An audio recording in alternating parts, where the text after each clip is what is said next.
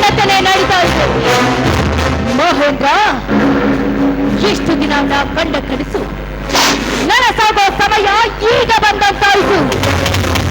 ನೀನಂದುಕೊಂಡಂತೆ ಈ ಸರ್ವ ಆಸ್ತಿಯನ್ನ ಇಬ್ಬರ ಹೆಸರಿನಲ್ಲಿ ಭಾಗ ಮಾಡುವುದಕ್ಕೆ ನಾನು ಬಿಡೋದಿಲ್ಲ. ಈ ಸರ್ವ ಆಸ್ತಿಯನ್ನ ಈ ನನ್ನ ಸೌಂದರ್ಯದ ಮೋಡಿಯಿಂದ ಆ ವಕೀಲನಿಗೆ ಮಂಕು ಬಿಡಿಸಿ ನನ್ನೊಬ್ಬರ ಹೆಸರಿನಲ್ಲೇ ಮಾಡ್ಕೊಳ್ತೀನಿ. ಆಮೇಲೆ ನನ್ನ ಮನ ಬಯಸಿದ ಪ್ರೇತರನೊಂದಿಗೆ ಹಾಯಾಸಿ ಮಾಡ್ತೀನಿ. ಅರೆ, ಈ ಪೃಥ್ವಿರಾಜ ಎಲ್ಲಿ ಹಾಳ ಹೋಗಿರ್ಬೇಕು. ಏಕೋ ಎಂದು ನನ್ನ ಮೈಮನ ಭಾರವಾಗಿದೆ.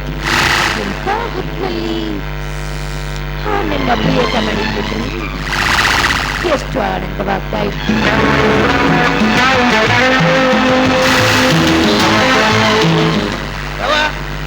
ಅವರ ಸುದ್ದಿ ಗೊತ್ತಾತನ್ರಿ?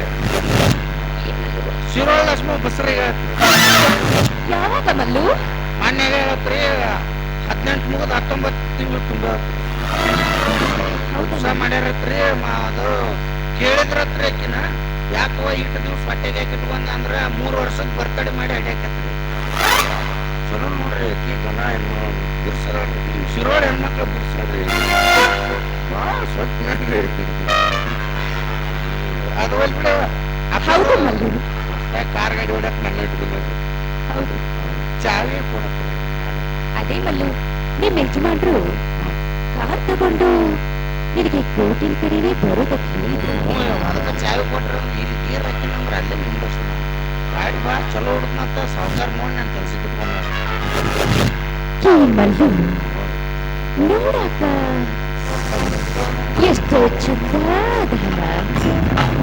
ಹಿತ್ತಲ ಗಿಡದಾಗ ಹಣ್ಣಿಟ್ಕೊಂಡು ಕಾಡಿಗೆ ಹುಡುಕಾಕ ಹೊಂಟೇನಿಲ್ಲ. ನಾನೆಂಥ ಗಡ್ಡಿ ಹೆಂಗ ಇವತ್ತು ಪೃಥ್ವಿರಾಜ್ ಬರೋ ಹಾಗೆ ಕಾಣೋದಿಲ್ಲ. ಇದೇ ಚಾನ್ಸ್ ಅನ್ನ ಈ ಮಲ್ಲಿಗೆ ಕೊಡ್ಬೇಕು. ಕಾಯಂ ಚಟ ಐತೈತ. ಅವು ಒಬ್ಬೊಬ್ರು ಮಾತಾಡೋದು ನನಗೂ ಮೊದಲು ಭಾಳ ಇರ್ತೇವ. ಅವು ಗುಳಿಗೆ ಅಂಗಡಿಯಾಗ ಇದು ಒಬ್ಬರ ತಂದೆ ಗುಳಿಗೆ ಸಿಗ್ತಾವ ನೋಡೋದು.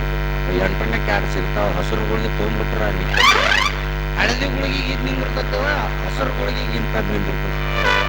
ಅದನ್ನ ನೀನು ಯಾಕೆ ಕುಡಿಬಾರ್ದು ಮಲ್ಲು? ಯಾವ ಕುಡ್ದಿದ್ ನಮ್ದು ಒಟ್ಟು ನಿಂತು ಬಿಡ್ತದ. ಅವಾಗಿದ್ದ ಒಟ್ಟ ತಗೊಳ್ಬೇಕು. ಈಗ ಒಂದು ಏನಿಲ್ಲ, ಒಟ್ಟು ಗಂಟೆ ಕಿರಿಕಿರಿ ಮಾಡಿದ್ರೆ ಒಂದು ಬಿದ್ದು ಹೋಗ್ತಾನ. ಸ್ವಲ್ಪ ಅದ್ರದ್ದು ಏನಾದ್ರು ತ್ರಾಸ ಆತಂದ್ರೆ ಒಂದು MC ಹೋಗ್ತಾನೆ. ಸರಳ ಆಯ್ತು. ಒರಿಜಿನಲ್ ಚಾಯ್ಸ್ ಅದ ಇದು ಹಾಕಿದಾಗ ಚಾವಿ ಅದು ಒಳಗಿದೆ, ಹೋಗಿ ತಗೊಂಬಲ್ಲು. ಎಲ್ಲ ಅಡಿಗೆ ಮನೆ ಚೇಚೆ ಬೆಡ್ರೂಮ್ ನಲ್ಲಿ ಮಲ್ಲು. ನಿಮ್ ಬೆಡ್ರೂಮ್ ಅನುಬಂಧವು ಜನುಮಗಳ ಬಂಧು ಹೀಳದಿ ಕೀಳದಿ ಸೆಳೆಯುತ್ತಾರೆ.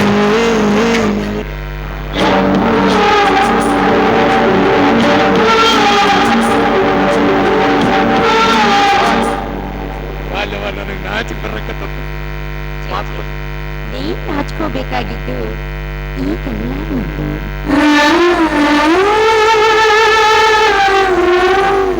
ನಾವು ಈ ಜನ್ಮದಾರಲ್ಲಿ ಆ ಜನ್ಮದಾರ ನಾವು ಮಗದಿರೋ ಕಚೇರಿ ಇರೋ ನೀನು ನೋಡೋಣ ಬರ್ಟ್ ಹಚ್ ಮಾಡಿ ಅನ್ಸಲ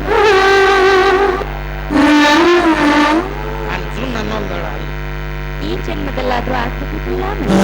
ಅನುಬಂಧವು ಜನುಮಗಳ ಬಂಧು ಹೀಳದಿ ಕೀಳದಿ ಅಲ್ಲಿ ಬಿಡಿ ಒಂದು ನಾಚಿಕ್ ಬರ ಅಲ್ಲ ನಿನ್ಕಿಂತ ಬರಗಟ್ಟು ನೀನ್ ನನಗೆ ಬರಗಟ್ಟ ನಿನಕ್ಕೆ ನಾ ಬರಗಟ್ಟು ಯಾವ ಬ್ಯಾಡ ನಾ ಎಲ್ಲ ಅವನ್ಕಿಗೆ ಬರಗಟ್ಟು ಅನ್ಕರೆ ಅದ್ರ ಸ್ವಲ್ಪ ಸ್ವಾಭಿಮಾನ ಐತಿ ನನಗೆ ಅವನಿಗಿಲ್ಲ.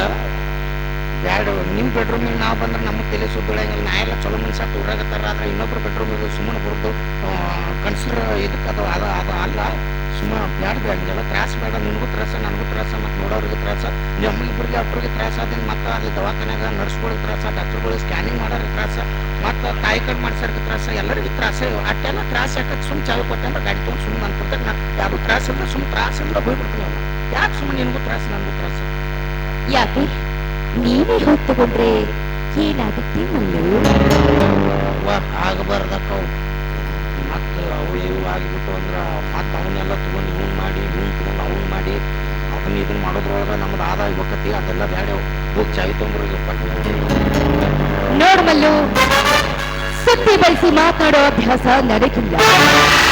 ನೀವು ಮನಸ್ಸು ಮಾಡಿದ್ರೆ ಹಾಗೆ ಹರಿಯದ ಯೌವನ ತುಂಬಿದ ಈ ದೇಹ ನಿಲ್ಬಕ್ಕಿ. ನೀ ಹೂ ಅಂದ್ರೆ ಸಾಕು, ಬೆಡ್ರೂಮ್ ಆಗಿರೋ ನನ್ನ ಮಂಚದ ಮ್ಯಾಗ ಸುಖದ ಸುಪ್ಪತ್ತಿಗೆ ತೋರಿಸ್ತೀನಿ. ನಿನ್ನ ಅರಸನಂಗೆ ಇಟ್ಕೋತೀನಿ. ಅಂದ್ರೆ ತಿಳಿವಲ್ದೇವು ತಾತಕ್ ತಗೊಳಕ್ಕೆ ಮಂಜಮ್ಮ ತಗೊಲಿಲ್ಲ. ಆಕಿ ಬ್ಯಾಡ ಕ್ವಾಲ್ ಅನ್ನೋದು ಕಾಲು ಕೊಡ್ಸಕ್ ಅನ್ಸಿದಳ.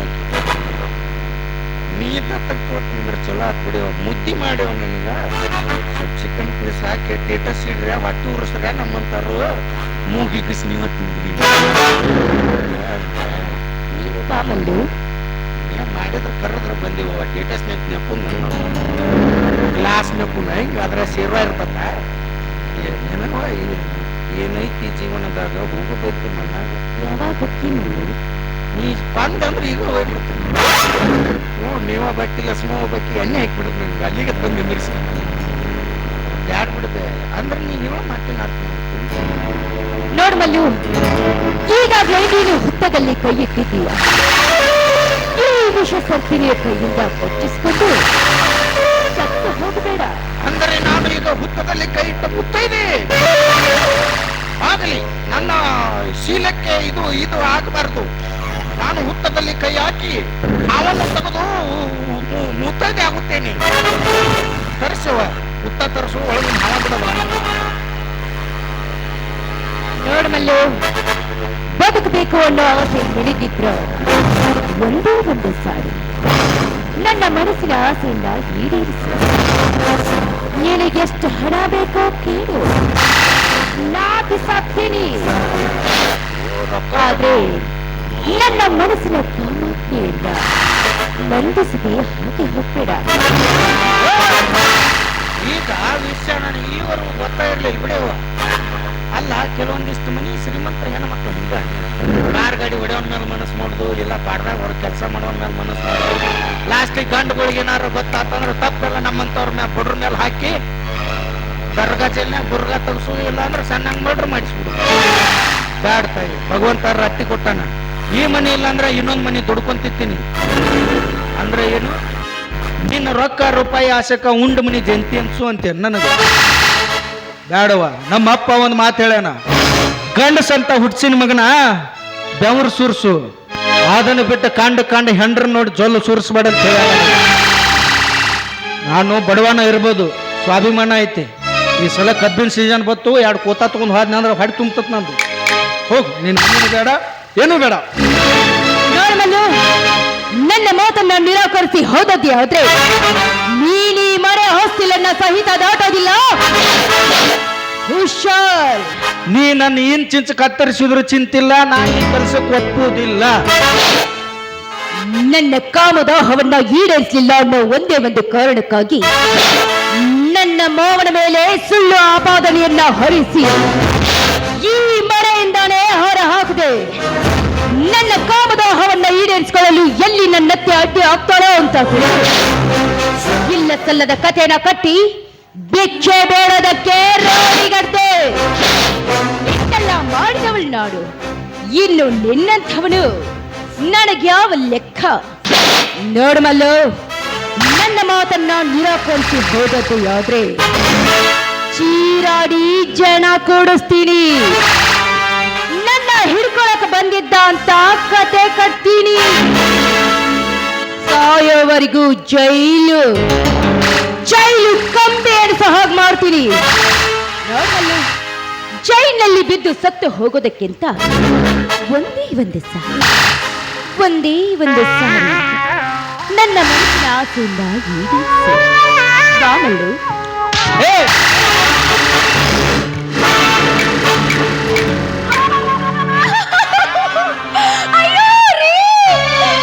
ಬರೋದು ಸ್ವಲ್ಪ ತಡವಾಗಿದ್ರೆ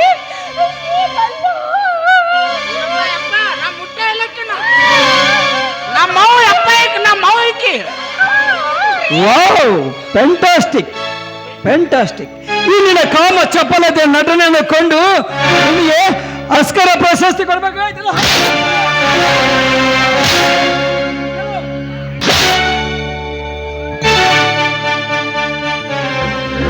ಯಾಕೆ ಯಾಕೆ ನನ್ನ ಜೀವನದ ಬಗ್ಗೆ ಈ ರೀತಿ ನಟನೆ ಮಾಡಿದ್ಯಾ? ನನ್ನಿಂದ ನಿನಗೆ ಏನಾಗಬೇಕಾಯ್ತು? ಅದು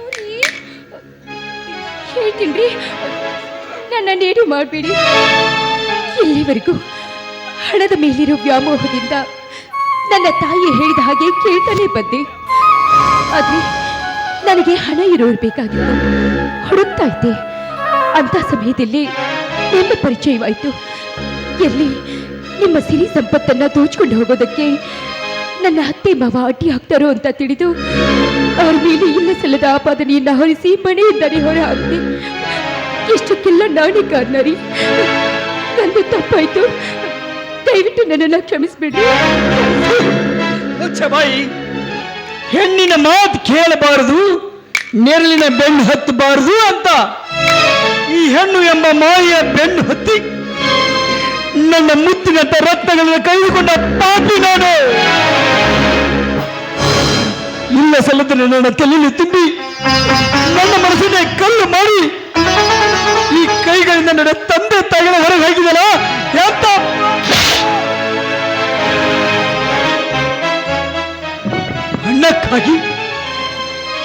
ಹಣಕ್ಕಾಗಿ ಕೆಲಸ ಮಾಡಿದೆಯಲ್ಲ. ಸೂಳಿಯು ಕೂಡ ರಸ್ತೆಗಿಳಿದು ಬಂದು ನಿಂತರೆ ಬೇಕಾದಷ್ಟು ದುಡ್ಡು ಗಳಿಸ್ತಾಳೆ. ಆ ಸುಳಿಗೂ ನಿನಗೂ ಏನ್ ವ್ಯತ್ಯಾಸ? ಸೂಳಿ ಎಂಬ ಪಟ್ಟಕ್ಕೂ ಗರುತಿ ಎಂಬ ಪಟ್ಟಕ್ಕೂ ಅಜಗಜಾಂತರ ವ್ಯತ್ಯಾಸವಿದೆ. ಇಷ್ಟೆಲ್ಲ ಮಾಡಿದ ಮೇಲೆ ನಿನ್ನನ್ನು ನಾನು ಸುಮ್ಮನೆ ಬಿಡಲ್ಲ, ನಾನು ಸುಮ್ಮನೆ ಬಿಡಲ್ಲ. ನಾನು ಕಟ್ಟಿದ ತಾಳಿ, ನಾನು ಕಟ್ಟಿದ ಕರಮನೆ ಕಿತ್ತ ಹಾಕ್ತೀನಿ. ಯಾವುದು ತಾಳಿ? ಎಲ್ಲಿದೆ ನಿನ್ನ ತಾಳಿ? ಈ ಕರಿಮಣಿಯ ಮಾಲೀಕ ನೀನಲ್ಲ.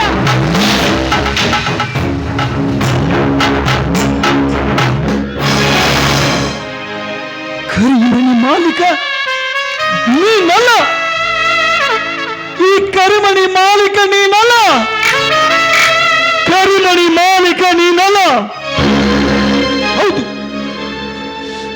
ಕರಿಮಣಿ ಮಾಲೀಕ ನಾನಲ್ಲ.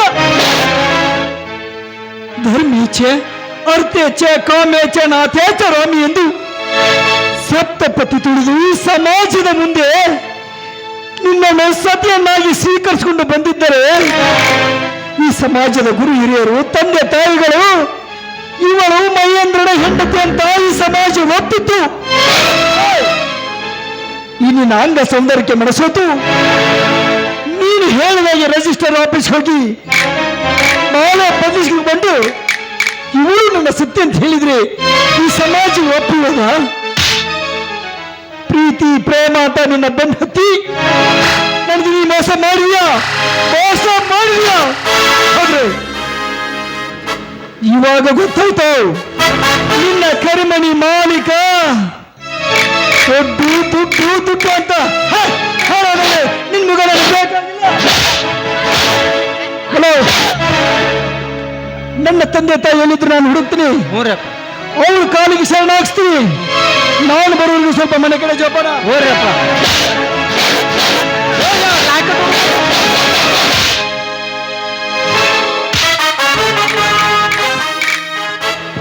ಆಗ ಇಟ್ಟು ಮೆಟ್ಲೆ ಹೊಡ್ಕೊತಿದ್ರು ನಿನ್ನ ಬಾಳೆ ಹಂಗೆ ಹಿಂಗೆ. ಹೌದು ಬಿಡ್ರಿ, ಮೊದಲು ಸಲಿಗೆ ಕೊಡೋರು ಇವ್ರ, ಮತ್ತೆ ಈಗ ಹಂಗತ್ತೋ ಹಿಂಗತ್ತೋ. ಪಾಪಕ್ಕಿದ್ ಪಿನ್ನೊಂದು ಏನು ತಪ್ಪೈತಿ? ಲಾಕೆಟ್ ಕಡ್ಕೊಂಡು ಟೆನ್ಷನ್ಯಾಗ ಹಾಕ್ಯದ ಮತ್ತೆ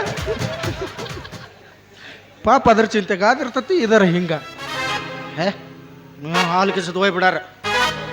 ಎಲ್ಲ ತಿಳ್ಕೊಬೇಕು. ನಮ್ಮ ತಂದೆ ತಾಯಿ ನಮ್ಮನ್ನು ಉಣ್ಣಿಸಿ ತಿನ್ನಿಸಿ ಹತ್ತಾಗ ರಂಬಿಸಿ ದೊಡ್ಡವ್ರು ಮಾಡಿ ಜಾಕ್ ಮಾಡಿರ್ತಾರೆ ಅಂದ್ರೆ ನಮಗೆ ಯಾವತ್ತೂ ದ್ರೋಹ ಬಗೆಯಂಗಿಲ್ಲ. ನಮಗೆ ತಕ್ಕಂಥದ್ದು ನಮ್ಮ ಮನೆತನಕ್ಕೆ ತಕ್ಕಂಥದ್ದು ಕನ್ಯಾ ತೆಗೆದು ನಮಗೆ ಮದುವೆ ಮಾಡ್ತಿರ್ತಾರೆ. ಆದ್ರೆ ನಾವು ಇವು ರೂಪಕ್ಕೆ ಲಾವಣ್ಯಕ್ಕೆ ಬೆನ್ನಾಗಿ, ಮುದ್ದಿ ಸಾರಿಗೆ ಬೆನ್ನಾಗಿ, ಚಿಕನ್ಗೆ ಬೆನ್ನು ಹತ್ತೆ ಮನಿ ಮಠ ಮರ್ತ್ಗಾಯಿ ಲಾಕೆಟ್ ಕಳ್ಕೊಂಡೆ ಹಿಂಗೆಲ್ಲ ಮಾಡಿ ಇವಾಗ ಲಾಸ್ಟಿಗೆ ಬಂದು ಇಲ್ಲಿಗೆ ಹಚ್ತಾವೆ ಇವು ಮನಿ ಮಠ. ಹೆಂಗಿತ್ತಪ್ಪ ಸಂಸಾರ? 25 ವರ್ಷಗಳ ಕಾಲ ದೇಶ ಸೇವೆ ಮಾಡಿ ಮತ್ತೆ ನಮ್ಮ ಗ್ರಾಮಕ್ಕೆ ಆಗಮಿಸಿ ವಿಶ್ರಾಂತಿಗೆಂದು ಬಂದಿರುವ ಒಂದು ವೀರ ಸೈನಿಕನ ಜೀವನವನ್ನು ಎಲ್ಲಿಗೆ ಹಚ್ಚಿದೆವು ಭಗವಂತ? ಬೇಡ, ಕಷ್ಟ ಕೊಡು, ಆದರೆ ಕಷ್ಟವನ್ನು ಎದುರಿಸುವಂತ ಶಕ್ತಿಯನ್ನು ನೀಡು. ಅದರಲ್ಲಿ ನಮ್ಮ ದೇಶಕ್ಕೆ ಕಣ್ಣಾಗಿರುವಂತ ಒಬ್ಬ ಸೈನಿಕ, ಇನ್ನೊಬ್ಬ ರೈತ, ಇವರ ಜೀವನದಲ್ಲಿ ಯಾವತ್ತೂ ಕಷ್ಟಗಳನ್ನು ಕೊಡಬೇಡ. ಒಬ್ಬ ಹಗಲು ರಾತ್ರಿ ಬಿಸಿಲು ಮಳೆ ಚಳಿ ಎನ್ನದೆ ನಮಗೆಲ್ಲ ಹೊಟ್ಟಿಗೆ ಅನ್ನ ಹಾಕುವ ರೈತ ಆದ್ರ, ಇನ್ನೊಬ್ಬ ನಮ್ಮನ್ನು ಕಣ್ಣಲ್ಲಿ ಕಣ್ಣಿಟ್ಟು ಜೋಪಾನ ಮಾಡುವಂತ ಸೈನಿಕ. ಬೇಡಪ್ಪ, ಮತ್ತೆ ಇವರ ಜೀವನ ಮೊದಲಿನ ತರಾನೇ ಒಂದಾಗಿ ನಗು ನಗ್ತಾ ಇದ್ರೆ ಅಷ್ಟೇ ಸಾಕು. ನೋಡೋಣ ದೇವರು ಇಲ್ಲಿಗೆ